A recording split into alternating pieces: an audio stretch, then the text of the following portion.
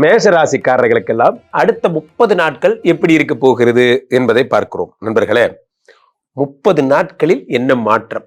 முக்கியமான ஒரு விஷயமாக நாம் கருத வேண்டியது என்னவென்றால், மேஷ ராசிக்காரர்களுக்கு சனி 12ல் அமர்ந்து வக்கரம் பெற்றிருந்தார் இல்லையா, அவர் வக்கர நிவர்த்தி அடைஞ்சிட்டாரு நவம்பர் 28ஆம் தேதி. அதுல என்ன பெரிய விசேஷம்? திரும்ப 7.5 சனி தானே, பரவாயில்ல சார், 7.5 சனியே பரவாயில்ல. 7.5 சனி இருந்து கொடுக்கறத விட இந்த கல்லுண்ட குரங்கும்பாங்கல்ல, அந்த மாதிரி இந்த ஆள் வக்கரம் பெற்று நம்மளை போட்டு பெண்டெடுத்தான்.